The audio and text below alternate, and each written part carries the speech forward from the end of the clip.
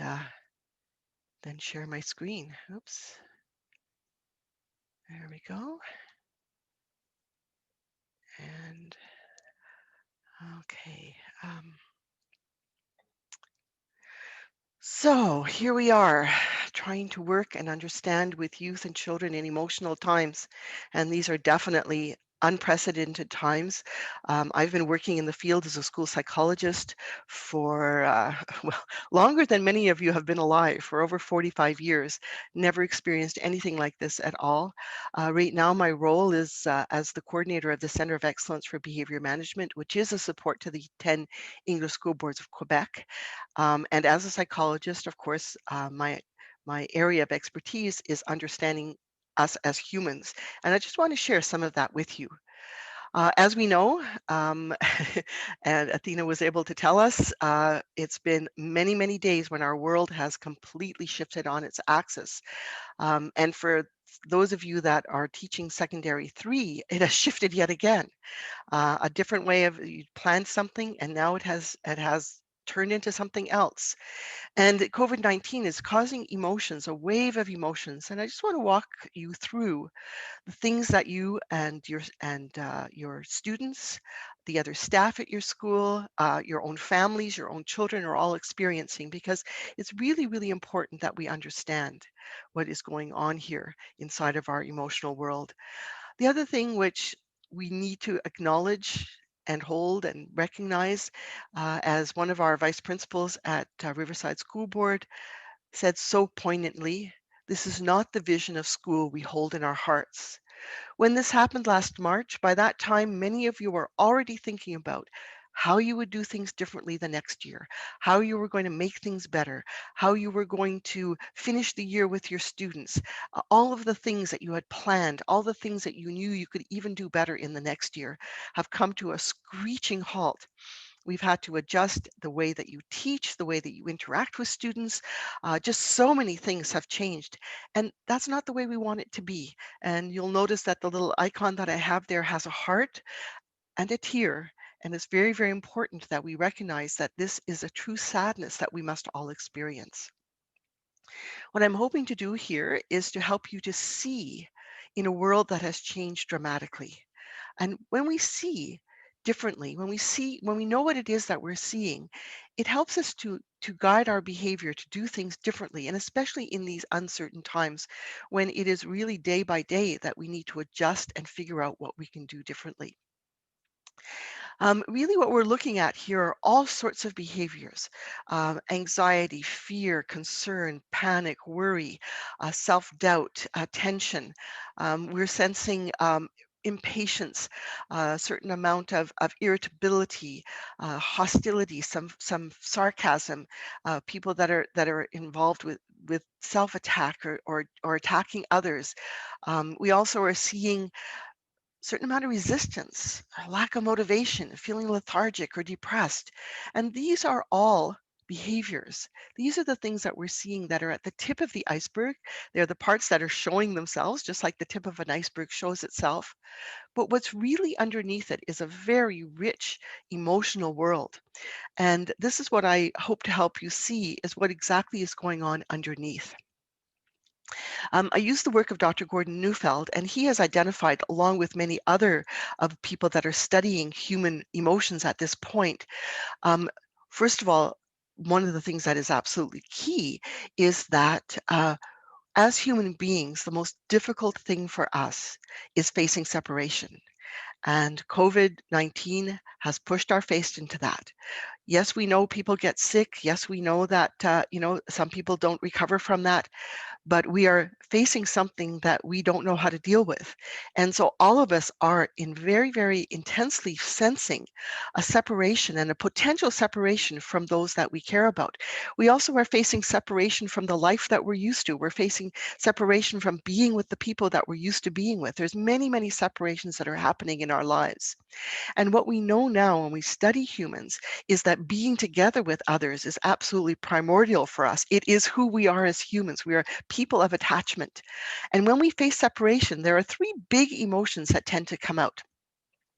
One of them is pursuit, which is the desire to restore proximity. Many of us noticed that in March. I contacted people that I had not contacted in years. I wanted to make sure they were okay. I spent a lot of time on the phone and through Zoom, keeping those connections alive and feeling connected with people. And of course, when that happens, we feel so much better. When we're facing separation, another emotion that is very much to the forefront is alarm. And of course, this is something that every one of us now has become so much more aware of. You know, we're used to figuring out how to navigate our world to keep it from being a totally scary place. But when you have something like the coronavirus that we don't really know, and especially in March, we had no idea of exactly how it all happened, we had experienced a lot of alarm. And alarm is meant to move us to caution, to avoid that which alarms. Well, our problem was we didn't know how to avoid it. And so we ended up having to constantly deal with a sense of impending doom. And this is what alarm is about. And it's a good emotion. The emotions are meant to move us to be able to protect ourselves. But it can become quite overwhelming. And I will show you in a moment what happens when we get overwhelmed. Now, the third huge emotion that we experience when we are facing separation is frustration.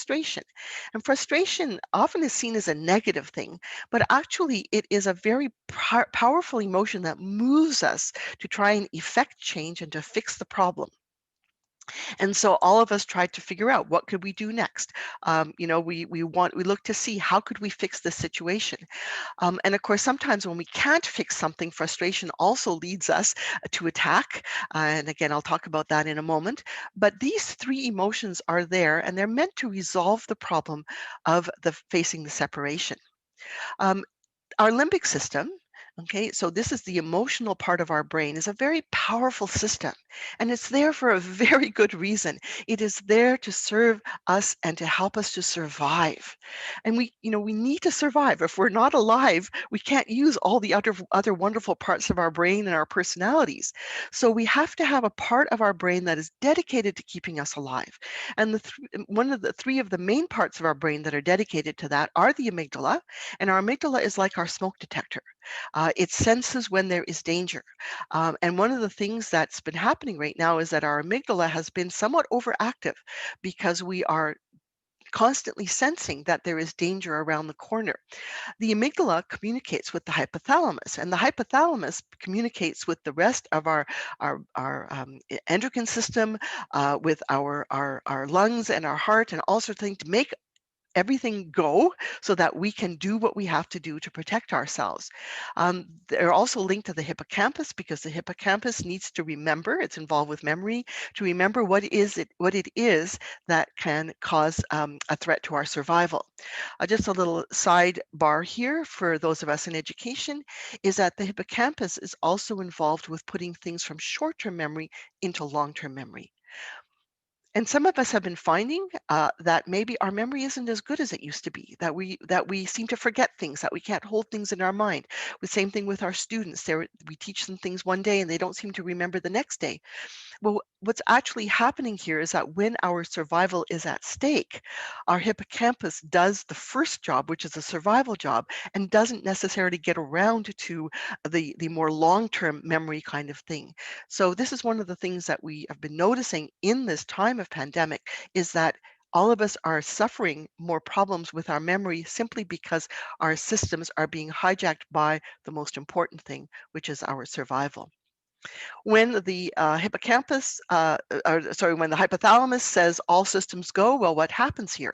We end up with cortisol in our system, with adrenaline in our system, with norepinephrine, which is responsible for vigilant concentration. We have growth hormone. These biochemicals are all meant to help us to notice and to pay attention to what it is that we have to do to keep ourselves safe. Um, and we also have, they then constrict our blood vessels. They can suspend rest and digest. Just a little sidebar here as well.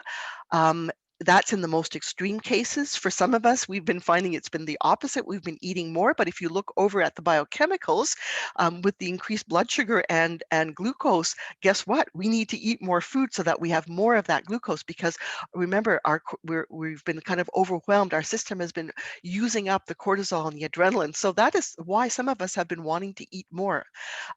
Change in heart rate and breathing, blood diverts to the muscles. So there's all of these things that are happening within our system. These things, of course, also add to our fatigue, because we're meant as human beings for these things to happen in kind of a wave. Sometimes they go up, and then there's a time of rest, and then there's a time of action and a time of rest. But our time of action, our increased hypervigilance, causes us to feel more fatigue. Now, one of the things about these particular emotions is that they're intense and they're usually felt one at a time. The thing about it is that they can displace one another, but they're still there. And so then they're going to be expressed at another place or another time. Um, so one of the things that happened with me was, my husband and I, especially in the early days of the pandemic, we would go and get ourselves and go out and do the shopping.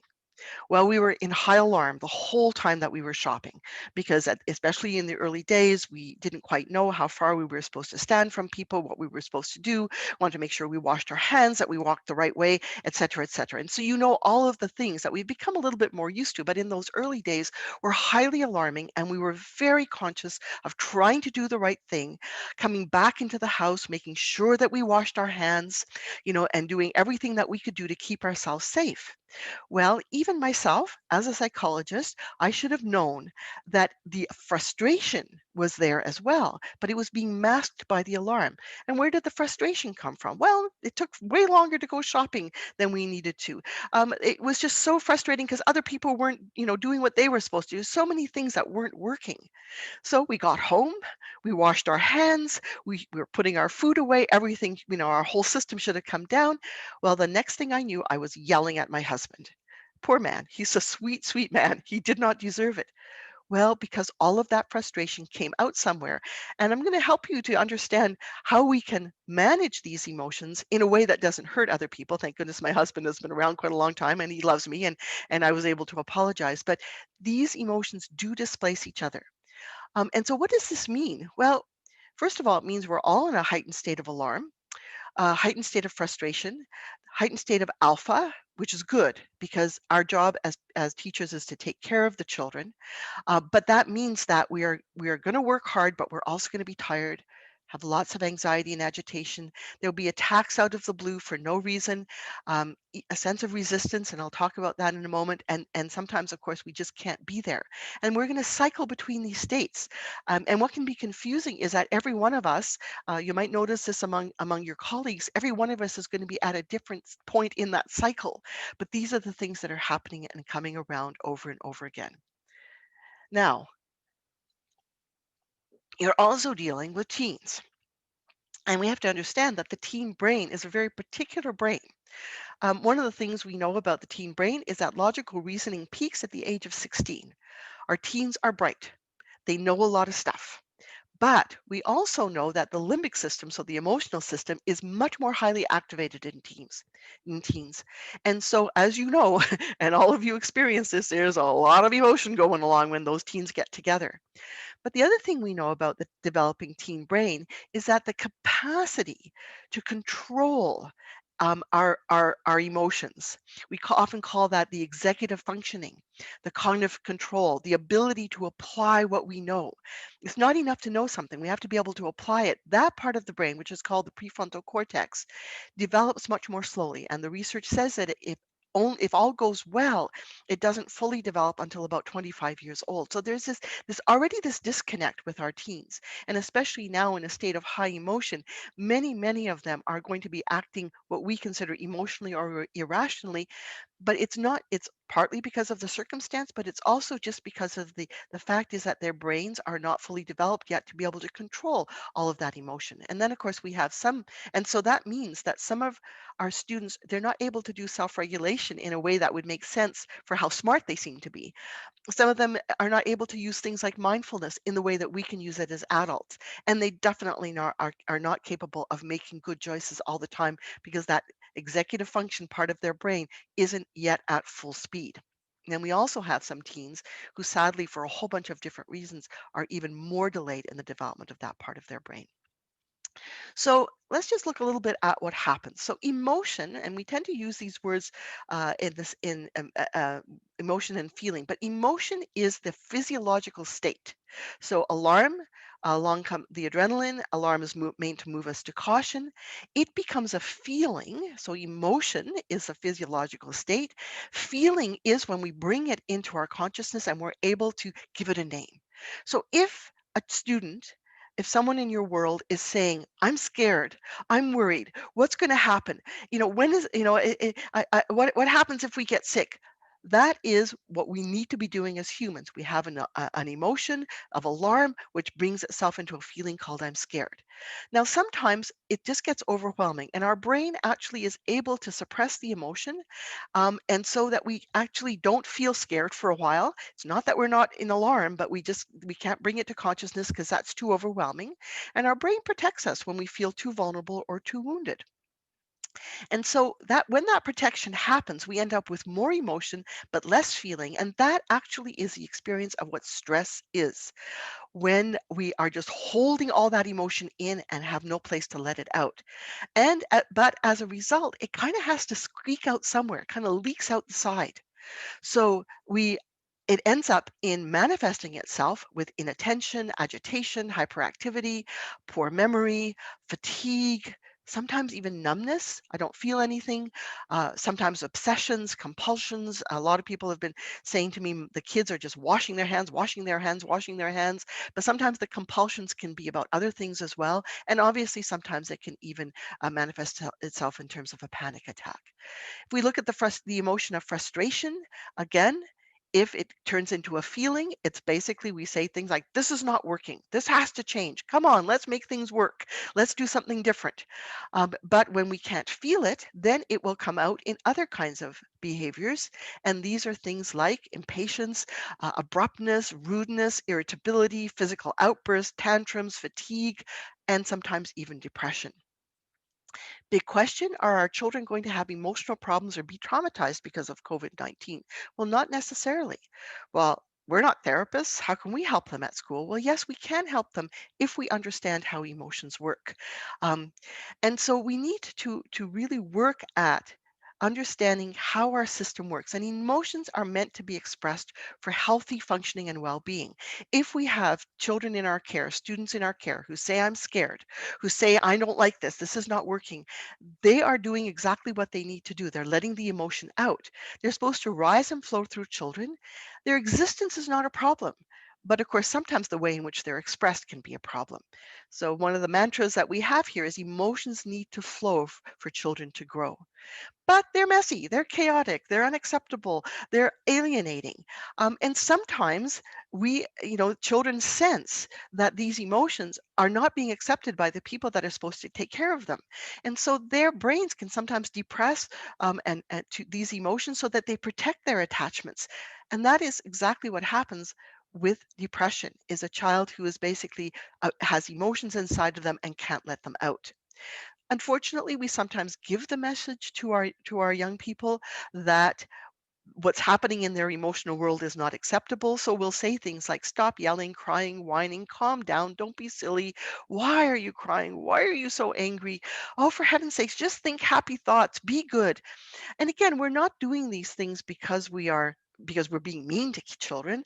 Sometimes we just need for that expression to stop in that moment. But our kids take that message sometimes more deeply than we intend them to do. And sadly then they say, "Okay, I can't have these emotions because the people that are supposed to take care of me don't like them and I'm going to hold them all in." So when emotions are suppressed and there's no place for emotional expression, that can cause depression. Not all of our kids get depressed because, as we know, sometimes when there's no place for emotional expression in one place, it will displace itself to another time or to another place. And this is why sometimes we get this at home. My daughter was the kind of kid who was exceptionally good at school, but had a lot of displaced frustration at home, and it came out at home. And sometimes, of course, it can come out on the internet and come out in many different ways. So let's just quickly look at how frustration can manifest itself. Dr. Neufeld likes to use very visual ways of looking at things, and he uses a traffic circle. So when something is not working, the first thing that we're moved to do is to try and change it. Well, right now with COVID-19, there is not much we can do to actually change it. So when we can't change something, we are meant to be changed by it, and we call that adaptation. We need to feel sadness and feel vulnerability so that we then can move into being changed by that which we cannot change. When we can't do that, because at that moment in time, it's either too much for us to feel our sadness or we need to get on with the job, then that energy of frustration, that energy of change moves around the traffic circle, and it can come out in an attack or a desire to hurt. Because remember, we've got lots of adrenaline and cortisol in our system, and we got to do something with it. And this is the way it tends to manifest itself. Now, those of us that have a modicum of maturity um, have what we call mixed feelings. And so we don't let out everything that we're feeling inside. And the mixed feelings are meant to stop us and move us around back into the traffic circle to either find a way to change things or to adapt to things. Now, one of the things that can sometimes happen is our mixed feelings become overwhelmed. Our mixed feelings can become overwhelmed because there's too much emotion. And all of us know we've had that experience where we've yelled at someone, said to someone, done something to someone, let out our frustration on someone in a way that we did not mean to do. And one of the things that we're now noticing is that in order to avoid doing that, we sometimes need to vent or release, to let out some of that attacking energy in another way. So it's very, very important because when we're able to vent or release, then we're less likely to hurt someone else. So the challenge here is when dealing with problems rooted in emotion is how can we have expression without repercussion? As a caring adult, one of our roles is how can we help emotion to find expression? I see you have an emotion that needs help getting out. Here, let me help you to find in a way that won't cause you more problems. And I know some of you are thinking, well, I teach science, I teach social studies, I have a curriculum. How can I do this with my students? And it's going to be a challenge, but I'm going to also give you some ideas of things that we can do in the school system to help our students deal with this world of emotion. So, one of the things that we can do is come alongside the frustration. We need to be naming and saying, this is not how we used to do things. This is not what we want to be doing. This isn't working the way that we want it to work. We need to come alongside the alarm. We need to be able to say, this is worrisome. This feels unsafe. I know that sometimes we think, oh my goodness, if we say that this feels unsafe, we're just going to make everybody feel more unsafe. Well, we're already feeling unsafe. If the adults in a child's life are able to say, yes, this is what we're all feeling right now, and validate that, it's easier for our children to understand and our students to understand that this is okay. And of course, a good deal of what we're wanting to do is moving ourselves towards sadness. Sadness is one of the best ways our whole system is able to, it uses so that we can adapt to a world that we did not anticipate. Now, the other thing, I'm just going to take a little moment here. The other area that we've kind of been not noticing is the whole issue of play and emotion, because this is one of the ways in which we can help emotion to get out, which is not actually sort of being too much of a therapist. Because then again, I work a lot with teachers, and many of them say, Eva, I'm not a therapist, what if I do something wrong? Well, one of the things we've come to understand now is that play is critical in emotional well-being. When children are stirred up, their play can reflect themes that they are struggling with. And by the way, even with your teens, they actually do play, and I'll share with you what we mean by play. It's a play is a way that our young people naturally make sense of all of the emotions that they're experiencing. In play, pictures are drawn, structures are made, games are engaged in to allow the emotions to come out in a way that feels safer. What's fascinating here is that, first of all, people are now studying play. David Elkind wrote a book called The Power of Play. And one of the things that all of the researchers that are looking at play are noticing is, first of all, in the last 2 decades, children have lost, and in this particular research, he's saying 12 hours of free time a week, including 8 hours of unstructured play and outdoor activities. So when we say that, of course, we know that one of the things that is keeping our children from doing unstructured play is actually digital time. So the digital devices are eating up some of that free play time that our students, that our young people used to have. Organized sports as well are taking up a lot of that time. And interestingly enough, actually, I think one of the things that COVID has done when we had to completely shut everything down is actually our young people had more time in which to do play kinds of things. And I'll share with you what they are in a moment.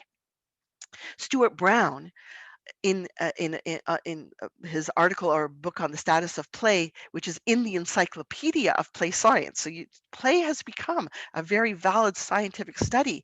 He said the outdoor play has decreased by 71% in one generation in both the US and the UK. Now, why is this important? Well, what we've noticed is that there's been an escalating diagnoses of childhood depression and ADHD and also anxiety that have paralleled the loss of play. We are trying to help our children to become more functional in society, and we take away from them the one thing that actually helps them to remain emotionally healthy. And one of the things that I want to share here is that when we talk about play, it is much more than just the play corner in your room or the dress up corner or the Lego or the blocks or the dolls. There's a whole thing called emotional playgrounds. And these are absolutely essential for all of us as human beings to continue in our whole lifetime to engage in. Laughter and humor. I know that many of you, as high school teachers, you do a lot of joking around with your students, of just laughing with them, playing jokes, doing small little pranks. These are all ways in which we allow emotions to come out. We can say things or do things in the context of humor that are a little on the edge, that might be hurtful if they weren't seen in this way of playful fun. Drawing and painting, letting things out through drawing and painting. Drama and theater, and again, I don't know what's happening in our schools.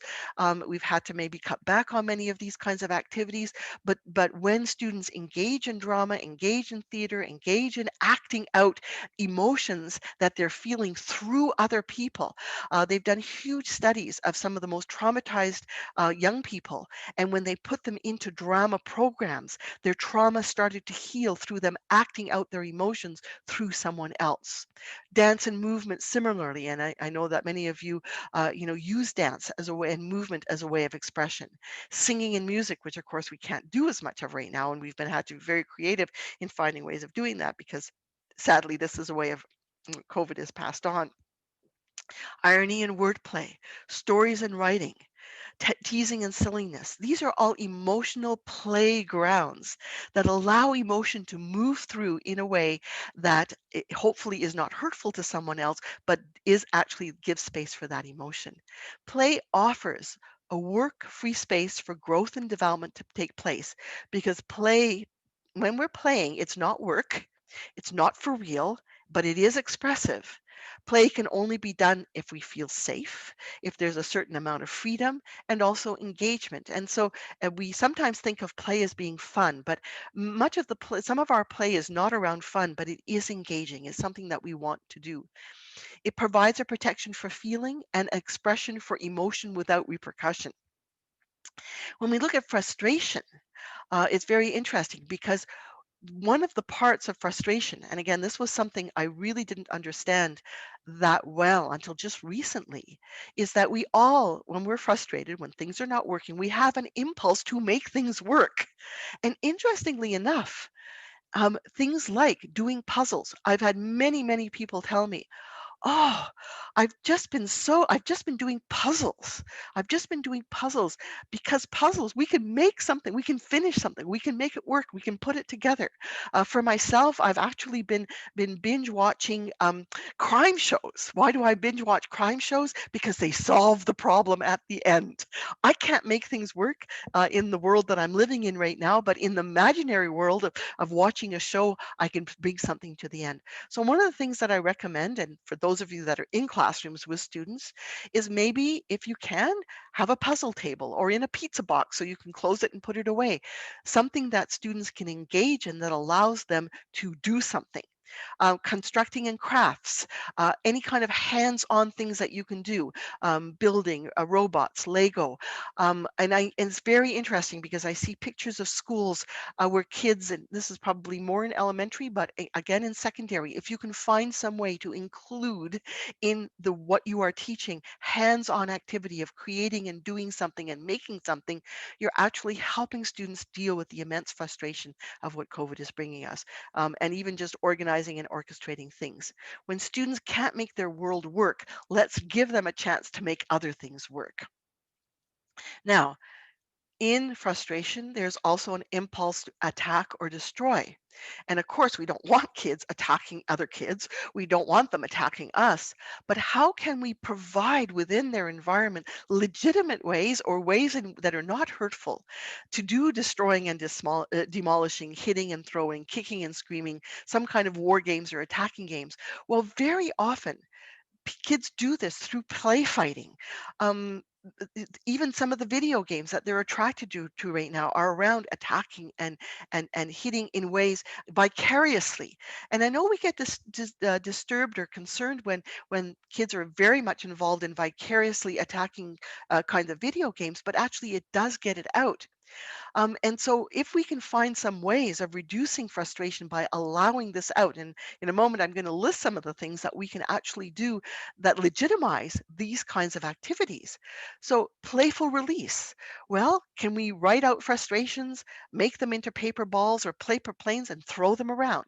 I know that I've known teachers that have done this in their classroom. Before class starts, they just do a little bit of frustration release by writing out what frustrates them and just throwing these paper balls around to each other.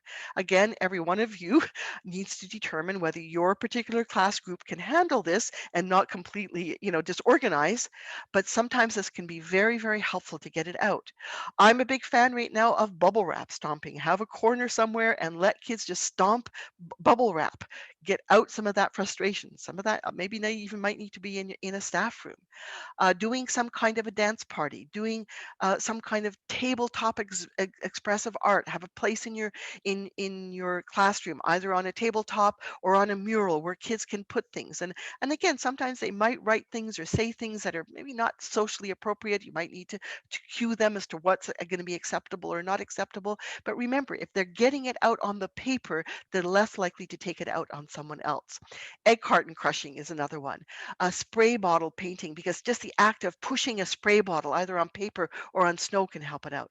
Pool noodle or sword fighting. Again, you wouldn't necessarily want to do with your whole class, but there's just lots of of these kinds of play fighting things. A drumming party, and I'm going to show you in a moment some of the ways in which people are using the activity of drumming to help. We need to be creative and find some ways for emotional release through play with your students can make a difference.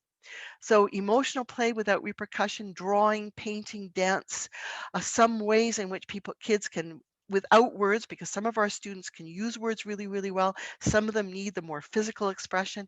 Just some time for doodling, some time for scribbling, some time for drawing, some kind of movement might be very helpful. Pool noodles have become a quite a popular thing. I didn't realize that. I started looking it up on YouTube, and oh my goodness, there's pool noodle exercising, um, half pool noodles. You can use it for drumming, and again, just you're going to need to know your group, but again, just that act of drumming on a table releases some of that adrenaline, releases some of that cortisol, both in terms of frustration and alarm. We get it out by doing that. So this might be something that if you can figure out a way of doing it, if it works for you, may be very, very helpful for your students. Those of you especially that are in doing language arts, find ways to encourage expression of of frustration and alarm through writing. Sometimes they can do it through writing songs, rap. Oh my goodness. Now again, I'm not big into this. It's not my demographic, I have to admit.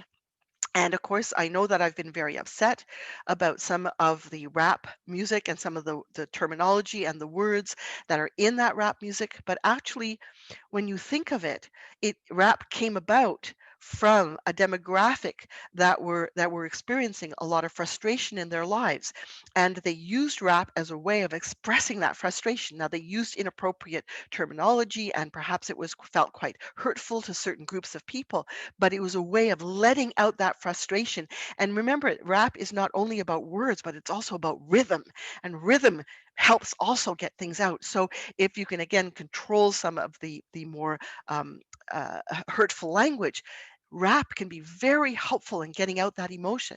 Writing of stories, and actually most of the stories should be about scary things and alarming things, monsters that are out there, because of course COVID is a monster but we can't see it.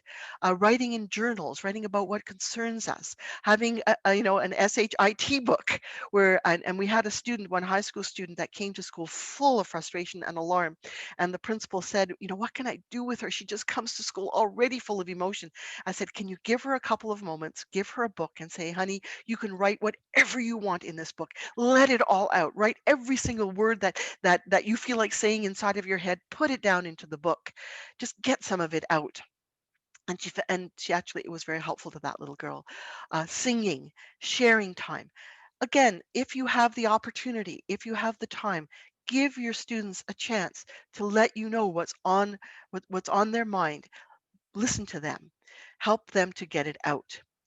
Stories as well are very helpful, especially if sadness is needed. It's easier to feel for somebody else in a story, in a movie. So we need to be watching sad movies. We need to be reading sad books. But of course, when we have our sadness, it needs to be safe from judgment. And when we feel sad, we don't need to know why we're feeling sad. We just, I mean, some of you have been attracted perhaps to watching certain TV shows that make you feel sad. I know for myself, a long lost family is one that I watch, and every time it brings me to tears. Uh, I know that I'm crying about all that cannot be changed right now. When the sadness comes, we need to know that's a sign of emotional well being. It's an emotional process by which we are transformed, and the journey of adaptation is a journey of sadness and tears. Coping is not adaptation. Now we need to cope. Coping is powering through, getting through. You wake up in the morning, you get yourself through the day, you get to the end of your day, but you have to have a letdown. And when you have a letdown and you can feel your sadness, now you're going into this emotional journey. But we have to allow ourselves to pass through the sadness before we can get into the resilience. It's like looking into the abyss, looking into the darkness. I remember accompanying a dear friend of mine who experienced a great loss. And she said, it's so scary. It's so scary to look into that deep abyss. It is scary. But when we look into it, then we can grieve what it is that we cannot change. And then we naturally have a bounce back. And when we have that bounce back, we can now see. In this particular case, this person said, I'm never going to find anyone to love me. Well, when she bounced back, she realized that there were plenty of people who loved her, right? And so it's really important that we allow ourselves to go into that descend down. We have a tendency right now to say, focus on the positive, be grateful, resist the letdown. Don't, no, we can't be feeling, we have to be happy, we have to be calm and tranquil. Yes, absolutely. Those are all useful things at certain times of the day. But at other times, we need to actually feel our sadness because we're going to be exhausted fighting against the trend of what actually will help us. So adaptation requires a soft heart, a safe place to cry. We need to be able to tolerate feelings of vulnerability. And the best way to do that is to have someone who will keep us safe while we are vulnerable. Some of you as teachers have had that experience already of a student who comes to your office, comes to your classroom, says, sir, I need to talk to you. You close the door, you look at them with kindness, next, they're crying. Well, it's because they feel safe with you. Now is their chance. And when they do cry, first of all, if they're not quite ready to have their tears, but they come storming into our office or come storming into us, this is frustration. Well, we need to reflect that frustration. That's not working for you. That wasn't what you had in mind. Or if they're really scared, oh, that was scary. You weren't sure what was going to happen. Or some, as we know with teens, you really wanted them to like you. And we repeat that. We match the emotion. We're not going to make their emotion work if we match it. But what we're going to do is we're going to match it, and then we're going to help them move towards the sadness, bring the sadness. Use a lot of silence. It's very hard for us. We're all alphas. We all want to fix problems. When someone needs to have their tears, we need to give them the space for that. When they start crying, we don't ask why. Many of you, if you have children at home and your child starts to cry when they get home, we want to find out what's wrong. No, just understand we are all right now have a sea of sadness within us for a world that is different than we've ever experienced. So we just need to don't ask for a reason, because any reason is just going to be is going to be somewhat minimal. So we just trivial. So just let the sadness sit quietly with compassion. Don't try and make things better in that moment. Just be there. That's enough. Give lots of space, and only problem solve after the tears. Now, one little more thing that I want to share with you is resistance. We have an instinct within us called the counter will instinct. And it's a natural desire to push back against coercion. We don't like it when people push us around. It's not a learned response. It's an emotional reaction based in instinct. We all know that experience. Somebody tries to sell you something. You walk out of the store. They were too pushy. You want your spouse to do something. The more you nag them, the less they do it. You want your kids to hurry in the morning. The more you tell them to hurry, the slower they go. It's just this natural desire to push back. The thing about counter will is that when attachment is strong, counter will tends to diminish. And we're naturally moved to please those that we're attached to. We're willing to do things when in attachment. And so one of the things we need to be aware of is that if we're facing resistance, we actually need to collect, get the eyes, get into the space, the eyes, a nod and a smile. When we get somebody nodding and smiling, they're much more willing to follow our directions. In pandemic times, we need to realize that counter will is even there more, because it will be kept at bay by alarm. So some of our students will do things to keep safe, but when the safety is not the issue, or even when it's the issue, sometimes they just need to push back because there's too many have tos. We even might find that ourselves, that we're sometimes being like really oppositional when we didn't used to be like that, because with so many people are telling us you can't go here, you can't go there, you got to wash your hands, you got to put on a mask. And so what's going to happen here is that some of our students might just not want to do work because that's the only place in which they feel they can push back, or they refuse to do the work, or they don't follow directions as suspected, or they do the opposite. And sometimes they're just unmotivated and lethargic. And I had a teacher say to me, I don't know what to do. My students are just so lethargic. I said, well, talk to them about the fact that, you know what? There's just so many have tos right now. Sometimes we just don't feel like doing our work. And I said to her, this was a slightly younger group, have them say a few no's just for fun. Get some of those no's out. So, what we need to do, of course, as teachers is, because it's very, very hard for us when kids say no, we know that instinctively we need to be in charge if we want our kids to follow our lead. If they won't follow our lead, we cannot teach them. So, when we're in the face of counter will, we actually have a tendency to want to push back. But one of the mantras that I have is, even if you can't be in control, find a way to stay in charge. So you're losing control of your class, students are not doing what you want them to do. In that moment, sometimes we have to say, okay, this isn't working right now. The interesting thing is that if when we say it, and not in a kind of like, okay, well, do whatever you want, but if we say, you know what? I've decided that you may do this or do that, or let's just take a moment and do something, then you are still in charge. And when you're in charge, you are the leader.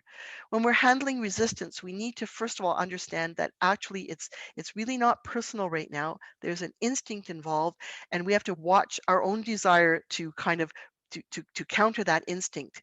We need to give some sense of normalcy to it, and we need to make some room for it. And obviously, all of you are very good at that, giving students choices. When we think about counter will, we have to remember that if we increase attachment, it can go better. If we can give choices, it will go better. And actually, if we can speak more softly, and many of you have mastered that, the more you need your students to do something, the softer you speak to them. Now, one of the other things that we've done is just looked at some guiding principles in these times, setting up the environment, using play and playful activity, routines, putting academic into perspectives, getting into the lead, and having a plan for challenging behaviors. Academics, we just need to remember, first of all, yes, our students have missed things, but actually time is one of the best things that a brain can have. Even when children are not learning, their brains are growing and developing. And so they might be missing skills, but the ability to comprehend and problem solve actually comes with brain maturation. And I truly believe that the months of rest that our students had, the increased playtime that even our teenagers had, have actually grown their brains. So we need to understand that some of the ways that we've measured progress might not happen, but we need to find other ways. So student portfolios, a learning continuum, just being knowing what they've mastered and not mastered, looking at improvement and progress. And one of the things that I need to remind you is that we are in a marathon right now. And as you know, with a marathon, if you push too hard, you don't make it to the end. So we've got to balance pushing and pacing. And remember, every other teacher in the province, every other student in the province is facing the same challenges. So even if you push your students harder, they aren't necessarily going to learn better, but everyone is in the same boat. So remember that you have to pace. In terms of getting into the lead, just remember, collect before you direct. When students are no longer following you, find some way of increasing the attachment, increasing getting their eyes, using play. If you do have to raise your voice when the student does look at you, try and remember that give them a little bit of a nod, give this strong alpha presence, take charge of circumstances. One of the things as a school team, if you have a particularly difficult student, is try and anticipate and prevent. When does a student have a difficult time? Where do they have a difficult time? With whom do they have a difficult time? And sometimes other people need to step in to help you with that particular student, but usually kids will let us know that when times are difficult. So, and sometimes we have to ask ourselves, what can we do to make it easier for the student to do what we need them to do, and so that they're less disruptive? We need to give this strong presence. When we don't know what to do, we have to act confident. We'll figure this out. We'll find somebody to help us. Because remember, information doesn't make children feel secure, relationships do. We want to get into that position of caring and leading and right relationships. And our students need that more than ever. It's the relationships that are going to keep our children healthy through this time. Now, what about myself? What about me? And it's very, very interesting because all of the research now is coming and saying the same thing. There's a book called Burnout by Emily and Amelia Nagoski. And basically, they've said emotions have to move through us. And how do we help emotions move through? How do we complete the cycle of emotion? Physical activity, breathing, positive social interaction, laughter, affection, a 20-second hug, which you can't give to your students, but you need to find someone in your world to give you that 20-second hug, having a good cry, and creative expression. All of the things that I've talked to you about. And so you need to identify your own support system at school and at home. You need to give yourself permission to vent. Who do you have in your life that will let you scream and yell about what's not working? Find your own sadness and tears. My recommendation for the mental health of all teachers is at least once a month. Watch 2, 3 sad movies or 2, 3 sad shows in a row. Have your tears and sadness, and you will find a way through. And nurture your passions. Have some playtime. Do things that nurture you. And this is very hard because we're all tired and we're all overwhelmed. But remember, we're in a marathon. We have to pace ourselves. The Center of Excellence for Behavior Management has a website, www.cebm.ca. We've developed a couple of resource guides around the emotional world. You can find them on our website. We have all sorts of other materials as well. Please visit our website. We will be offering workshops as well through the year. The challenge we have here when we're dealing with a world full of frustration, alarm, is how can we help that emotion find expression that won't cause more problems? We need to find ways of venting and releasing, giving space for sadness and tears, and allowing that emotion to move through play and playgrounds. Well, thank you very much. I wish you all the best. I thank you all for continuing and persevering and being there for your students. Um, you have all of my thoughts and best best thoughts to you to keep safe and well. And thank you for being there for the young people in our society. Thank you, Eva, and thank you for